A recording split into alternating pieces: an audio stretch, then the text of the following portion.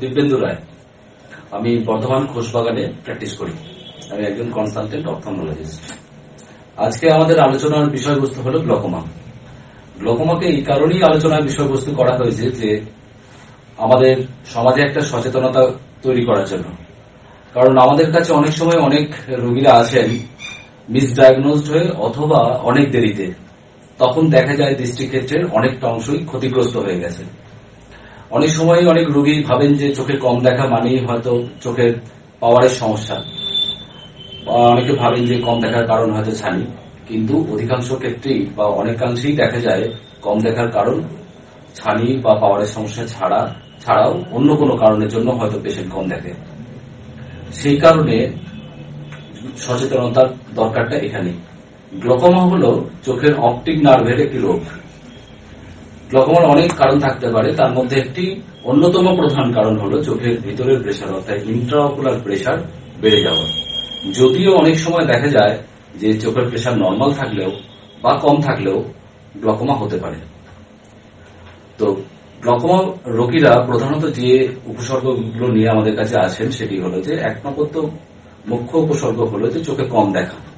এছাড়াও চোখের সামনে একটা রামধনুর মতো জিনিস দেখা, মাথা যন্ত্রণা, চোখে জল পড়া বা চোখে একটা ইরিটেশন বা ফরেন বডি সেন্সেশন। এছাড়াও অ্যাঙ্গেল ক্লোজার গ্লকোমা বলে গ্লকোমার একটি টাইপ আছে, যেখানে রোগী আমাদের কাছে আসে একটা এমার্জেন্সি কন্ডিশনে, যেখানে দেখা যায় যে চোখ হঠাৎ খুব লাল হয়ে গেছে, চোখে সাংঘাতিক ব্যথা, অনেক সময় পেশেন্ট বমি করতে করতেও আসেন।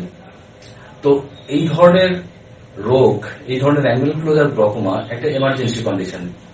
তো এই এমার্জেন্সি কন্ডিশন পর্যন্ত যাতে রোগী না পৌঁছান, সেই কারণেই দরকার নিয়মিত চক্ষু পরীক্ষা।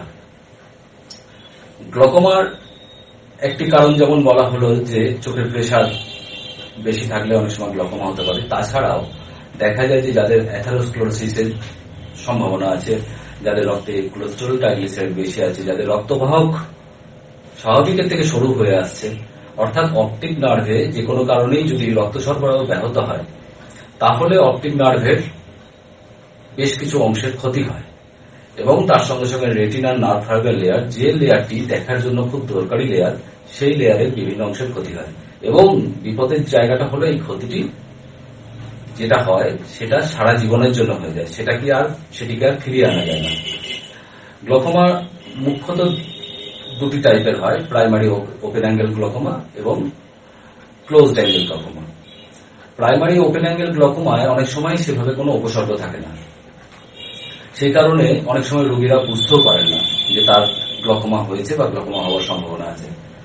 কারণ এই প্রাইমারি ওপেন অ্যাঙ্গেল গ্লকোমায় চোখের দৃষ্টিক্ষেত্র কিছু ক্ষতি হয়, কিন্তু ক্ষতিটাই হয় পার্শ্ববর্তী দৃষ্টিক্ষেত্রে, অর্থাৎ তার পাশের জিনিস দেখতে অসুবিধা হয়।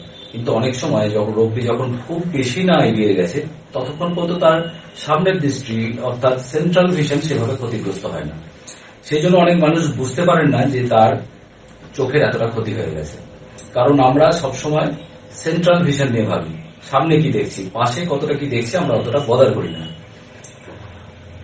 একটু আগে যেটা বললাম যে ক্লোজড অ্যাঙ্গেল বা অ্যাকিউট কনজেস্টিভ গ্লকোমায় সেক্ষেত্রে অনেকটাই পেশেন্ট বুঝতে পারে এবং ছুটে আসে, কারণ তার তীব্র ব্যথা হয় চোখে, চোখের দৃষ্টি হঠাৎ করে চলে যায়, তার বমি পর্যন্ত হতে পারে।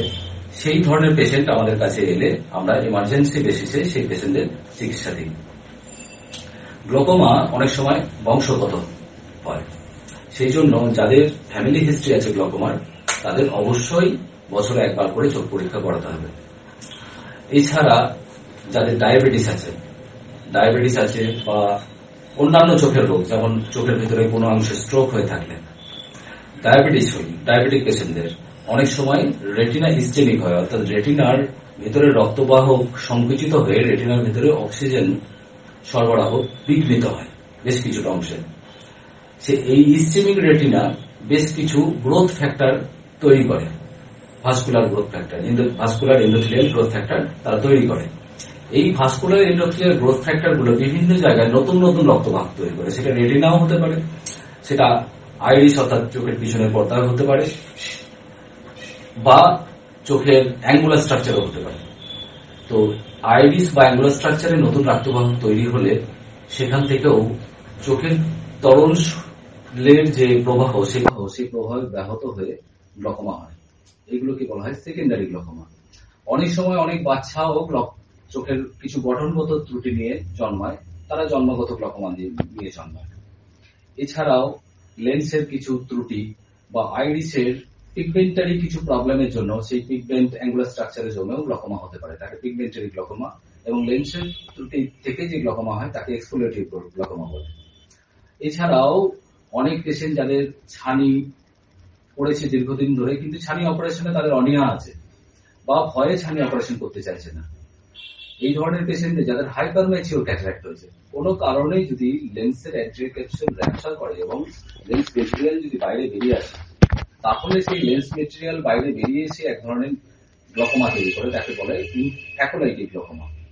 এছাড়াও লেন্স হাইপার ম্যাচিওর ক্যাটারাক্ট থেকে ফেকোমরফিক গ্লকোমাও তৈরি হয়। তো গ্লকোমার কারণ যাই হোক না কেন, গ্লকোমাকে খুব সিরিয়াসলি ভাবা উচিত। কারণ প্রথমে যেটা বলেছি যে দৃষ্টিক্ষেত্রে যে ক্ষতিটি হয়ে যায় সেটা কিন্তু আর ফিরিয়ে আনা যায় না। আমরা যেটা করতে পারি চিকিৎসার মাধ্যমে ক্ষতিটাকে একটা জায়গায় রুখে দিতে পারি। গ্লকোমার রোগী আমাদের কাছে এলে প্রথমেই আমরা যেটা করি তার একটা হিস্ট্রি নিই, যে সে দীর্ঘদিন ধরে কোনো ওষুধ লাগাচ্ছে কিনা। কারণ অনেক সময় দেখা যাচ্ছে যে আমাদের দেশে এই যে বিভিন্ন জায়গায় লোকের একটা মানুষদের একটা হ্যাবিট আছে যে কিছু প্রবলেম হলেই প্রথমে দোকান বা কোনো টেকনিশিয়ানের কাছে চোখ দেখিয়ে তার একটা সুরাহা করা, যে ডাক্তারবাবুদের কাছে প্রাথমিক অবস্থায় যেতে একটা অনীহা বা ডাক্তারবাবু সেখানে অ্যাভেলেবেল নেই, যে কোনো কারণেই হোক। যেমন দেখা যায় যে